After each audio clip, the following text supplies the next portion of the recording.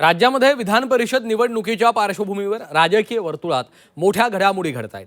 आधीच उद्धव ठाकरे आणि मुख्यमंत्री देवेंद्र फडणवीस यांच्यात मध्यरात्री भेट झाल्याची चर्चा रंगली आहे। याच दरम्यान सुप्रिया सुळे यांनी मातोश्रीवर जाऊन उद्धव ठाकरे यांची भेट घेतली आहे। यावेळी त्यांचे पती सदानंद सुळे देखील उपस्थित होते। सुप्रिया सुळे आणि सदानंद सुळे यांच्या मुलीचं काही दिवसांवर लग्न आलेलं आहे। या विवाह सोहळ्याचं निमंत्रण देण्यासाठीच ठाकरेंची भेट घेतल्याचं सुप्रिया सुळे यांनी स्पष्ट केलं। जी आओ रश्मीताईंना, उद्धवजी, तेजस आणि आदित्यला सदानंद आणि मी रेवती आणि सारंगच्या लग्नाची पत्रिका द्यायला आलो।